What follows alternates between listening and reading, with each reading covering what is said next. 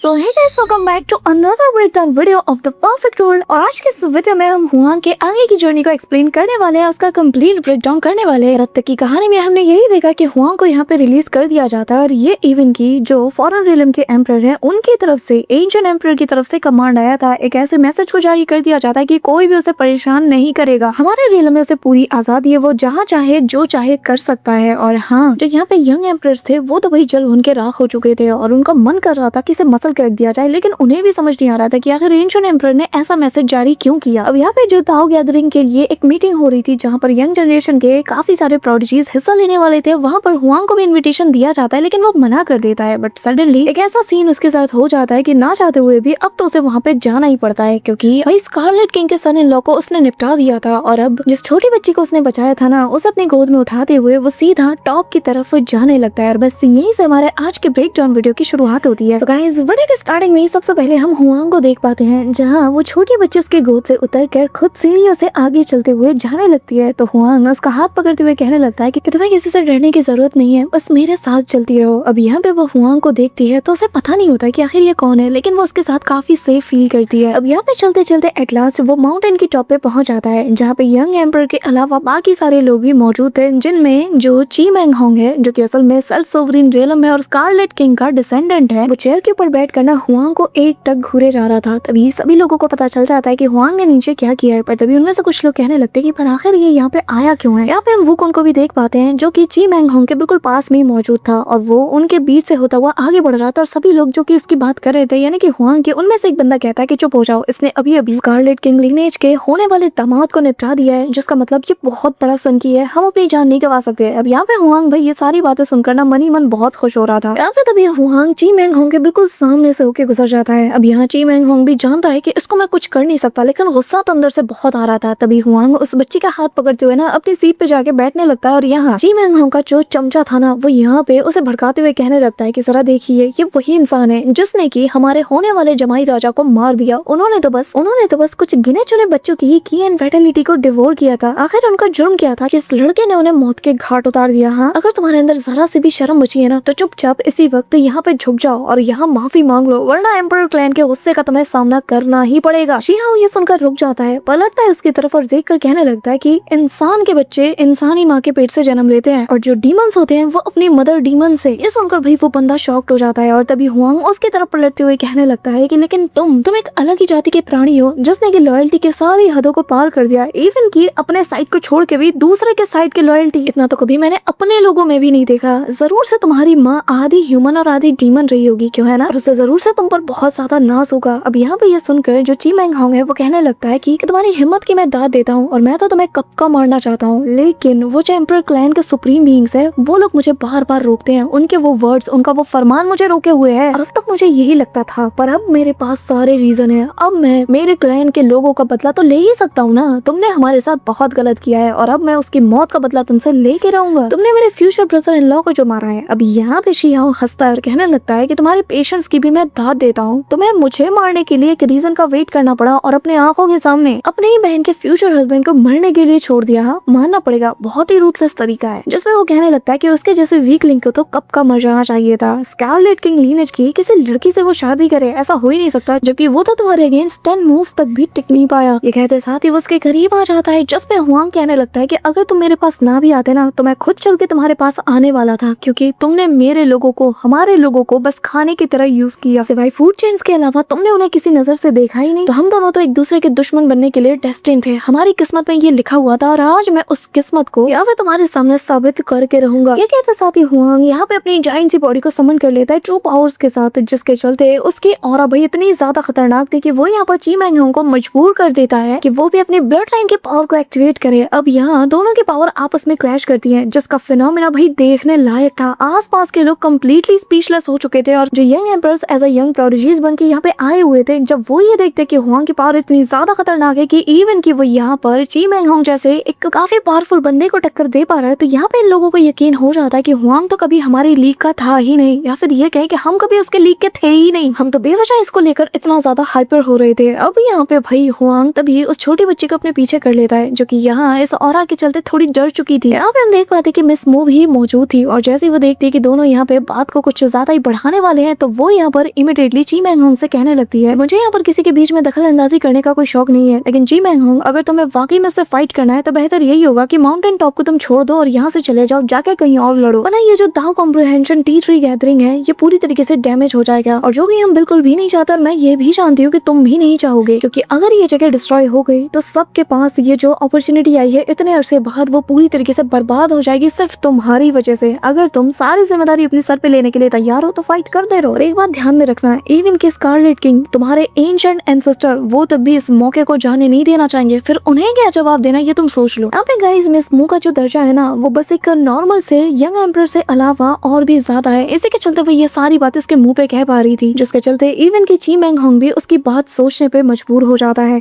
अब यहाँ पे जो ची मैंग होंग था ना वो थोड़ा सा सोचने के बाद इमीडिएटली अपने पावर्स को विथड्रॉ कर लेता है, जिसके चलते हुआंग भी शांत हो चुका था। और तभी वो हुआंग से कहने लगता है कि जब तक तुम्हारा टाइम नहीं आता ना तब तक जितना मर्जी उड़ सकते हो उड़ लो, आराम कर लो, क्योंकि फिर जब तुम्हारा वक्त आएगा तब मैं तुम्हें छोड़ूंगा नहीं। ये सुनकर भाई हुआंग भी वहाँ पे पलथी मार के बैठ जाता है और कहने लगता है कि ठीक है, और जब तक वो टाइम नहीं आता तब तक बस जिंदा रहना। अब यहाँ पे ये सुनकर भाई उसने सबके सामने उसको मतलब ऐसा रोस्ट कर दिया था कि सबकी हंसी छूटने वाली थी, बट सडनली यहाँ पे एक आवाज आती है और वो कहने लगता है कि वक्त आ चुका है, सबके सब एक एक टी को पिक करो और जिसके बाद दाओ को कॉम्प्रहेंड करो। अब तभी यहाँ पे हेवन एंड अर्थ का one of the top 3 ancient roots Dao comprehension T three activate होने लगता है, जिसके लिए सबके सब यहाँ पे गैदर हुए थे। यहाँ पे तभी हम देख पाते कि एक बहुत बड़ा सा जाइंट सा पीस आते साथ ही हवा में अपनी ऑरा को बिखेरता है, जिससे कि सबके सब देखते साथ ही कहने लगते हैं कि फाइनली ये अपीयर हो चुका है, और वो एग्जैक्टली उसी जो टी3 थी ना बिल्कुल उसके ऊपर जाके अपीयर होती है। ये देखते साथ ही हुआंग कहने लगता है कि न जाने क्यों ये ऐसा लग रहा है जैसे कि वो इमॉर्टल मेडिसिन हो, स्पेशली इसके स्पिरिचुअल रूट्स बिल्कुल सिमिलर है उस चीज के। अब तभी यहाँ पे मिस मूस के पास आके बैठ जाती है और कहने लगती है कि क्या हुआ, लगता है कि तुमने ऐसे सिमिलर स्पिरिचुअल रूट्स कहीं और भी देखे हैं। हाँ, हुआंग उसकी तरफ देखने लगता है और वो अपने पास से एक फ्रूट को निकालकर उस छोटी बच्ची को दे देती है, जिसे लेकर वो उसका शुक्रिया अदा करती है। तभी हुआंग बताने लगता है कि सिर्फ यही नहीं, उस वाले के अंदर जो अनडाइंग सब्सटेंस है ये बहुत ही ज्यादा रिच अमाउंट में है, इसी के चलते मेडिसिन रिफाइनमेंट के लिए वो बहुत ही ज्यादा सूटेबल और परफेक्ट चॉइस है। लेकिन ये जो हमारे सामने है इसके अंदर ऐसा लग रहा है कि जैसे कि ये लॉज को अपने अंदर कंटेन किए हुए हैं, कुछ ऐसे लॉज ऐसे रूल्स जो कि दाओ कॉम्प्रहेंड के लिए सूटेड है। ये सुनकर मिस मू हैरान थी और कहने लगती है कि यकीन नहीं हो रहा कि इस दुनिया में इसके अलावा भी अदर स्पिरिचुअल रूट्स मौजूद है, पर मुझे ये नहीं पता कि वो हेवन एंड अर्थ से पैदा हुए या फिर किसी और चीज से, या फिर जो लेजेंड्स में कहा जाता है कि ये असल में कुछ और नहीं बल्कि फॉलन इमॉर्टल किंग्स का ट्रांसफॉर्मेशन है जो कि इसमें ट्रांसफॉर्म हो गई। और रही बात इसकी, ये तो कभी हमारे एंसेस्ट्रल रूट रैंकिंग के टॉप 3 में से एक हुआ करता था, और जिस दाओ कॉम्प्रहेंशन स्पिरिचुअल टी3 को इस वक्त तुम देख पा रहे हो ना ये तो पहले जैसा है ही नहीं, ये तो भी आधा है जो कि हाफ स्पिरिचुअल रूट्स के साथ है। ये सुनकर हुआंग कहने लगता है कि क्या, मैं तो हैरान हो गया यार, अगर ये पूरा होता, पूरा एक प्लैनेट होता कंप्लीट, तो मुझे पूरा यकीन है कि हेवन एंड अर्थ के जो बिगेस्ट फॉर्चून है कि उसे तक पुल करने की ताकत रखता। अब तभी यहाँ पे एक बंदा चिल्लाते हुए कहने लगता है कि यहाँ पर एग्जैक्टली 3000 दाओ ट्री लीव्स हैं जो कि एग्जैक्टली 3000 ग्रेट दाओस के इक्वल है, और इससे बस यही साबित होता है कि इस साल की जो हार्वेस्ट है उसने अब तक हजारों सालों में जो भी हार्वेस्ट की है उस सबको पीछे छोड़ दिया है। ऐसा फिनोमेना, ऐसा फॉर्चून तो हजारों सालों में एक बार ही मिलता है, और न जाने इस साल कौन से लक ने हमारा साथ दे दिया। अब तभी यहाँ पे हम देख पाते हैं कि वो जो रेड कलर का जो जाइंट सा रूट था ना वो धीरे धीरे करके डिसअपीयर हो जाता है, और यहाँ पर उस दाओ ट्री के अंदर काफी सारे लीव्स आ जाते हैं, लेकिन धीरे धीरे करके वो लीव्स यहाँ वहाँ गिरने भी लगते हैं किसी शूटिंग स्टार की तरफ। तभी यहाँ पे हम देख पाते हैं कि उड़ते हुए कुछ छोटे छोटे टी पॉट्स भी यहाँ पे आ जाते हैं जो कि अपने अंदर एक एक करके वो जो टी लीव्स थे उन्हें गैदर करते हुए टी बनाना शुरू कर देते हैं। एक आवाज सभी से कहने लगता है कि सबके सब इस बैरियर के बाहर खड़े रहना, टी लीव को एक एक करके गैदर करो और जिसके बाद इस टी को पियो और दाओ को कॉम्प्रहेंड करने की कोशिश करो, और जब एक एक को तुम कॉम्प्रहेंड करोगे उसके बाद ही तुम दूसरी टी को उठा सकते हो। अब जिसके बाद वो यहाँ पे दाओ कॉम्प्रहेंशन का जो फर्स्ट राउंड है उसे शुरू कर देते हैं। अब जैसे ही वो अनाउंस करते हैं तो सारे के सारे लोग मैदान में टूट पड़ते हैं। अब सबके सब उस बैरियर के अंदर से एक एक करके टी पॉट्स को गैदर करना शुरू कर रहे थे, लेकिन तभी यहाँ पे मिस मू भी खड़ी हो जाती है और इमीडिएटली एक बैरियर में जाइंट से होल बनाकर एक टी पॉट को अपने लिए गैदर कर लेती है। अभी यहाँ पे हम देख पाते हैं कि ची मैंग होंग वो भी यहाँ पर एक जाइंट से पोर्टल को बनाता है और अपने सारे लोगों के लिए एक एक करके काफी सारे जो टी पॉट्स है उनको खींच लेता है, सबको एक एक मिल जाता है। अब आ रही थी यहाँ हुआंग की, क्योंकि यहाँ ची मैंग होंग समेत सभी लोगों ने उस टी पॉट को लेकर ओपन करते हुए उस दाओ को कॉम्प्रहेंड करना शुरू कर दिया था। अब धीरे धीरे करके इन्हें अपने अंदर चेंजेस फील हो रहे थे, लेकिन हुआंग वो यहाँ पे अपनी एंशिएंट मोंग लीनेज की जाइंट से बॉडी को समन करते हुए उसके हाथ के जरिए से एक टी पॉट को ना गैदर करता है। उसे जैसे ही वो अपने पास पुल कर रहा था तभी यहाँ पे हम देख पाते हैं कि जो ची मैंग होंग का जो चमचा था वो यहाँ अपने लोगों को इशारा करता है, जिसके चलते इस बंदे के जो आदमी थे ना वो यहाँ पर हुआंग के इस काम में डिस्टर्ब करते हुए उस टी पॉट को अपनी तरफ खींचने लगते हैं। भाई यहाँ पे हुआंग एक स्ट्राइक से इन तीनों को निपटा देता है और सीधा उस टी पॉट को गैदर कर लेता है। अब ये देखकर वो आदमी कहने कहने लगता है कि तेरी हिम्मत कैसी है, हाँ तुम्हें पता नहीं है कि ये कौन है, आखिर तुम इस दाव कॉम्प्रहेंशन टी गैदरिंग को ऐसे डिस्टर्ब कैसे कर सकते हो। यहाँ पे हुआंग उसे तो जवाब नहीं देता, लेकिन जी मैंग होंग से कहने लगता है कि अपने चमचे से कहो कि थोड़ा हद में रहे। ये सुनते साथ ही भाई उसका चमचा ना यहाँ पे थूकने लगता है और कहने लगता है कि थू है तुझ पे। जिसके बाद हुआंग की सटक जाती है और वो यहाँ पर सीधा उसके ऊपर हमला कर देता है। पर तभी यहाँ पे जी मैंग होंग अपने पावर्स का यूज करते हुए बैरियर बनाता है, कहने लगता है कि हुआंग अपनी हद में रहो। लेकिन हुआंग का अटैक इतना ज्यादा खतरनाक था कि इसके बैरियर को भेदते हुए ना वो उसे काफी दूर फेंक देता है। ये देखकर वो बंदा काफी ज्यादा डर जाता है। जिसके बाद हुआंग चलाते हुए एक स्ट्राइक सीधा उसके ऊपर करता है जो कि उसके पेट के आर पार हो जाता है। और तभी भी वो हुआंग को यहाँ पे बुरा भला कह रहा था, जो देखकर हुआंग कहता है कि मानना पड़ेगा, गुलामी सिर्फ तुम्हारी सोच तक नहीं बल्कि तुम्हारी सोल तक जा बसी है। ये कहते साथ ही वो उसके ऊपर काफी सारे हमले कर देता है, जिसके चलते उसकी अधमरी बॉडी सीधा यहाँ पे जी मैंग होंग के सामने जा गिरती है। जिसे देखते साथ ही वो अपना पैर उठाता है और जैसे इसे कुचलने वाला था हुआंग उस बच्ची की आंखें बंद कर देता है, क्योंकि उसके लिए सब कुछ देखना ठीक नहीं। और तभी यहाँ पे जी मैंग होंग अपने पैर से उसका सिर रौंद देता है और कहने लगता है कि चलो बहुत अच्छे, अब तो मैं और ज्यादा डेस्परेट हूँ कि कब मुझे ऑर्डर मिले और कब मैं तुम्हें मौत के घाट उतार दूं अपने इन्हीं हाथों से। मेरे अंदर इस गुस्से को बढ़ाने के लिए शुक्रिया। जिस दिन मैं तुम्हारा सिर अपने हाथों से लूंगा ना उसके बाद मुझे सुकून आएगा। अब तभी सारे लोग ये नजारा देख के चुप हो जाते हैं और यहाँ जी मैंग होंग कहने लगता है कि तुम्हारे जैसे एक फर्स्ट जनरेशन के कल्टीवेटर को मारने में ना बहुत मजा आएगा, बाकियों में इतना ना आए लेकिन तुम में जरूर आएगा। अब हुआंग उस बच्ची को पीछे छुपा लेता है जो कि काफी ज्यादा डर चुकी थी और तभी कहने लगता है कि शायद तुम्हें ये मौका तो ना मिले, लेकिन हाँ इतना जानता कि पूरा फॉरेन रियलम में तुम बहुत जल्द फेमस होने वाले हो, क्योंकि आज इतने सारे यंग जनरेशन के एम्प्रेस में से तुम वो पहले इंसान होगे जो कि मेरे हाथ से जलील होके मरेगा। तो इतनी बुरी तरीके से तुम कुत्ते की मौत मरने वाले हो ना कि तुम्हारा नाम पूरे के पूरे इंटायर फॉरेन रियलम में गूंजता रहेगा आगे आने वाले सदियों तक। अब यहाँ पे दोनों का बैटल इंटेंट रिलीज होता है, एक दूसरे से टकराता है और जो क्लैश होता है ना भाई यहाँ सबके रोंगटे खड़े हो जाते हैं, इतनी ज्यादा चिलनेस थी। और तभी यहाँ सडनली पूरी जगह शेक कर जाती है। अब यहाँ पे अचानक से स्नोफॉल होने लगता है कि ऐसी स्नो जिसे कि काफी ज्यादा डिवाइन कहा जाता है, जिसके चलते सारे लोग यहाँ पे लड़ना छोड़ के सीधा ऊपर की ओर देखते हैं। और तभी यहाँ डिवाइन माउंटेन के आसपास की वॉइस बताने लगती है कि डिवाइन आइस और सस्पिशियस स्नो अब दोनों ही अराइव हो चुके हैं, इसे गैदर करो और उस चाय में मिलाओ। अब यहाँ पे सारे के सारे लोग ये करना शुरू कर देते हैं। हुआंग भी उस स्नो को लेते साथ ही अपनी टी पॉट में डाल देता है। यहाँ पे हुआंग मन में कहने लगता है कि वैसे मैंने यहाँ पे सुना है कि वो जो ग्रेट दाओ जिसके तुम सबसे ज्यादा क्लोज हो, इस टी लीफ में इतनी ज्यादा ताकत है कि जब तुम उस टी पॉट में से डालोगे ना तो वो उसी चीज को रिफ्लेक्ट कराएगा, यानी कि जिस ग्रेट दाओ के तुम सबसे ज्यादा क्लोज हो वही तुम्हें यहाँ पे देखने को मिलेगा। अब फिलहाल के लिए कुछ दिखता तो नहीं, तो हुआंग सीधा उसे पी जाता है और भाई उसकी बॉडी के अंदर उसे ओरिजिन एनर्जी इंटेंसली अमाउंट में फील होती है, जिसके चलते शीहाओ की बॉडी भी पहले से ज्यादा अलग वे में रिएक्ट कर रही थी। इस दौरान उसे काफी अच्छा लग रहा था और तभी हमें दाओ कॉम्प्रहेंशन इनसाइट्स दिखाई जाती है और जो कि अपने हुआंग की ही थी। और यहाँ पे भाई उसका जो दाओ कॉम्प्रहेंशन है ये पहले से ज्यादा और बढ़ चुका है। यहाँ पे हुआंग फील कर पाता है कि वो असल में सेल्फ सोवरीन रियलम के लेट स्टेज के बस थोड़ा सा दूर है। ये सुनकर मिस मू समेत सारे लोग हैरान थे और जी मैंग होंग का चेहरा तो देखने लायक था। तभी यहाँ वापस से वो वॉइस बताने लगती है कि जिन लोगों ने भी फर्स्ट राउंड में दाओ को अच्छे से कॉम्प्रहेंड कर लिया है वो लोग आगे आकर और भी लीव्स को कलेक्ट कर सकते हैं और इस बार कोई लिमिट नहीं होगी कि वो कितने लीव्स को कलेक्ट कर रहे हैं। ये पूरी तरीके से आपके फॉर्चून और जो आपकी स्ट्रेंथ है उस पर डिपेंड करता है। ये सुनकर हुआंग जी मैंग होंग की तरफ देखता है और उसका भी सेम रिएक्शन था। और जिसके बाद भाई सारे के सारे बंदे जिन लोगों ने भी कॉम्प्रहेंशन कर लिया था वो लोग यहाँ पे टूट पड़ते हैं और यहाँ पे ज्यादा से ज्यादा टीज को गैदर करना शुरू कर देते हैं। और कमाल की बात है कि इस बार किसी के हाथ कुछ नहीं लगता। इवन की हुआंग भी ट्राई करता है लेकिन वो फील कर लेता है कि ये बैरियर पहले से ज्यादा स्ट्रॉन्ग बन चुका है। सारे के सारे लोग अचानक से पीछे हट चुके थे, लेकिन यहाँ पे हुआंग हार नहीं मानता। वो इमीडिएटली वापस से अपने लाइटनिंग पूल को निकालते साथ ही प्रैक्टिस करना शुरू कर देता है। अब यहाँ पे मैं बता दूं कि जो लाइटनिंग पूल है के अंदर लाइटनिंग ट्रांसल्यूशन लिक्विड और साथ ही जो नर्चर की गई जो लाइटनिंग स्पिरिट है वो मौजूद थी। और बस लाइटनिंग पूल की मदद से वो यहाँ बैरियर के अंदर एक बहुत बड़ा सा होल बना देता है, जो देखते साथ ही सारे लोग इसके अंदर से जाने की कोशिश करते हैं। लेकिन यहाँ पे एक ट्रांसपेरेंट बैरियर भी मौजूद था जो कि उन्हें अंदर जाने से रोकता है। तभी यहाँ पे हम देख पाते कि जी मैंग होंग भी यहाँ पे अपनी पावर्स का यूज करते हुए बैरियर को भेदने की कोशिश करता है, लेकिन उससे वो टूटता नहीं, जो देखकर हुआंग कहने लगता है कि क्या यार तुम लोगों से तो एक बैरियर तक भी तोड़ा नहीं जा रहा। लेकिन फिर भी यहाँ पे हर कोई मुझ पे घात लगा के हमला करने के फिराक में और मेरे अपॉर्चुनिटीज को चुराने के फिराक में है। यहाँ पे हुआंग पूरी ताकत लगा देता है, जिसके चलते फाइनली उस बैरियर के अंदर एक सही मायने में उसके लिए जो होल बनना चाहिए था वो बन जाता है और उसके अंदर से वो उस टी पॉट को भी बाहर ले लेता है, जो देखकर सब लोग शॉक्ड थे क्योंकि ये पहला बंदा था जिसने कि यहाँ पर उस टी पॉट को कलेक्ट किया था। यहाँ पे तभी हुआंग एक चीज नोटिस करता है कि हालांकि सेकंड राउंड में कोई लिमिट तो नहीं है कि कोई कितने भी चाहे टी लीव्स को गैदर कर सकता है, लेकिन वो एक चीज नोटिस करता है कि कोई कितने भी कोशिश कर ले एट द एंड उसे बस एक ही मिल सकता है, क्योंकि अगर तुम्हें दूसरा लीव चाहिए तो तुम्हें दोबारा से इस बैरियर को ब्रेक करते हुए उसके अंदर जाना होगा और यही सबसे टफ काम है। है और शायद यही अल्टीमेट टेस्ट है जिसके लिए यहाँ पे सबको गैदर किया गया है। लेकिन यहाँ पे हुआंग की नजर जाती है उन रून्स के ऊपर और जिन्हें याद करते हुए वो कहने लगता है कि मेरे ख्याल से जो रून्स यहाँ पे बने हुए हैं ना इस अल्टर के ऊपर, यही असल में एक ट्रू ट्रायल है जैसा कि इमॉर्टल्स के द्वारा यहाँ पे छोड़ा गया था। अब यहाँ पे हुआंग वापस से अपने थंडर पूल की पावर का यूज करता है जिसके जरिए से वो वापस से उसके अंदर होल बनाकर वापस से एक और काफी तेजी से टी लीफ को अपने पास बुला लेता है और यहाँ पे उसे लेते साथ ही हुआंग खुद भी हैरान था कि ये क्या, मुझे लगा नहीं था कि सेम प्रीशियस टेक्निक का यूज करके मैं दूसरे पॉट को भी इतनी आसानी से गैदर कर लूंगा, लेकिन ये पहले वाले से लेस इफेक्टिव था। हुआंग को समझ नहीं आ रहा था कि आखिर ये हो क्या रहा है। तभी यहाँ बाकी सबको भी एक एक करके टी लीव्स मिल जाते हैं और वो सभी लोग काफी ज्यादा खुश थे कि चलो एट द एंड इनके मेहनत रंग तो लाई। लेकिन तभी यहाँ पे जैसे ही सभी लोग उसे ओपन करने वाले थे ना, तभी अचानक से इनके जो टी लीव्स वाले पॉट्स थे वो हवा में उड़ने लगते हैं और यहाँ पे हुआंग हवा में जंप करते साथ ही सक्शन फोर्स की मदद से उन सारे टी लीव्स वाले पॉट को आपस में गैदर करते हुए इन्हें रिफाइन करने लगता है ताकि इनके जरिए से एक लेकिन ज्यादा इफेक्टिव वाले टी लीफ को बनाया जा सके। अब यहाँ पे सारे के सारे बंदों के जो टी लीव्स थे वो अपने हाथ से जाता हुआ देखकर वो सारे लोग काफी ज्यादा गुस्से में आ चुके थे। लेकिन यहाँ पे हुआंग जैसे ही उन सबको अपने पास गैदर करते हुए एक टी लीफ में कन्वर्ट करता है ना, तो उनमें से एक बंदा कहने लगता है कि हुआंग आखिर तुम ये क्या कर रहे हो? तुम्हें क्या लगता है कि जस्ट बिकॉज तुम्हारे पीछे के इमॉर्टल का हाथ है तो तुम जो मर्जी चाहे वो कर सकते हैं और हम लोग चुपचाप यहाँ पे बस तमाशा देखते रहेंगे? बिल्कुल नहीं। जिसमें हुआंग कहने लगता है कि क्यों, तुम लोगों को तो बहुत ज्यादा चुल मची थी ना, तुम लोग तो हर काम में मेरे इंटरफेयर कर रहे हो, तो बस ये उसका बदला है। और अगर अभी भी तुम्हारे अंदर दम है तो आओ ना, आके उलझो मुझसे, मैं खुशी खुशी तुम सबका स्वागत करने के लिए तैयार बैठा हूँ, आओ ना आजमा लो मुझे। अब तभी यहाँ पे एक बंदा कहता है कि तुम्हें क्या लगता है कि तुम यहाँ पे अकेले हम सबका सामना कर सकते हो? बिल्कुल नहीं। जिस पर वो कहने लगता है कि अरे वाह, ये तो वही लोग हैं जिन लोगों ने की मेरी मदद से टी लीव्स को हासिल किया है और यहाँ मेरे जरिए से फायदा उठाने के बाद तुम मुझसे ही जुबान चला रहे हो। चलो ठीक है, अब इसका बदला भी मैं लेके रहूंगा। तभी यहाँ पे यहाँ के दाव से मैनिफेस्ट की गई कुनफेंग टेक्निक का हुआंग यूज कर देता है, जहाँ पे जाइंट सी व्हेल सीधा जो ची मैंग होंग है उससे जा टकराता है, जिसके चलते यहाँ पे ची मैंग होंग काफी दूर जा गिरता है और सभी लोग देख के हैरान हो चुके थे। यहाँ पे ची मैंग होंग को भी बहुत गुस्सा आ रहा था और जिसके बाद हुआंग उसके पास से भी उसका जो टी पॉट था उसको वो हासिल कर लेता है और हवा में जंप करते हुए एक लात सीधा इसके मुंह पे रखने के लिए बढ़ चलता है, जो देखकर भाई ची मैंग होंग समझ नहीं पा रहा था कि आखिर ये कितना ज्यादा एरोगेंट है। बट सडनली वो सीधा उसके पास जाके लैंड करता है और घुमा के अपने उल्टे पैर से ना एक जोर की लात मारता है इसके मुंह पे और इससे काफी दूर पटक देता है। अब यहाँ पे हुआंग से कहने लगता है कि अगर मर्द की औलाद हो ना, लड़ना चाहते हो तो चुपचाप मुझसे लड़ो, क्योंकि तुम्हें पीटने के लिए मैं भी बहुत ज्यादा बेसब्र हूँ, अब मुझसे रहा नहीं जा रहा। अब तभी यहाँ पे भाई से बहुत गुस्सा आ चुका था और यहाँ पे अब इसकी बस हो चुकी थी और वो सीधा हुआंग के ऊपर हमला करने के लिए अपने मुक्के को टाइट करते साथ ही ना उसके ऊपर टूट पड़ता है। लेकिन यहाँ पे हुआंग भी अपने पैर को जमाते हुए सबसे पहले उसके फिस्ट को रोकता है और यहाँ पे इनके बीच काफी तगड़ा वाला क्लोज कॉम्बैट देखने को मिलता है। लेकिन ये बंदा तो हुआंग के लात को रोकते साथ ही दूसरे हाथ से उसके ऊपर हमला करता है, जिसका इम्पैक्ट हुआंग को पड़ता है और वो काफी दूर जाके खड़ा हो चुका था। और ये चीज देखकर हुआंग भी इसकी तारीफ करता है कि क्या बात है, तुम डिफेंडिंग के बजाय अटैक कर रहे हो, एटलीस्ट तुम उन सो कॉल्ड रॉयल क्लैन से तो बहुत ज्यादा अच्छे हो, एटलीस्ट तुम्हारे अंदर लड़ने का जज्बा है, तुम उनकी तरफ पालतू नहीं हो जिन्हें बस भौंकना आता है और कुछ भी नहीं। अब तभी ये कहते साथ ही दोनों एक दूसरे के ऊपर वापस से टूट पड़ते हैं और इनके बीच जो हाथापाई थी ना वो काफी इंटेंस लेवल तक पहुंच जाती है, ले लात ले घूसा ले मुक्का, और बस यहाँ पे दोनों एक दूसरे के ऊपर वार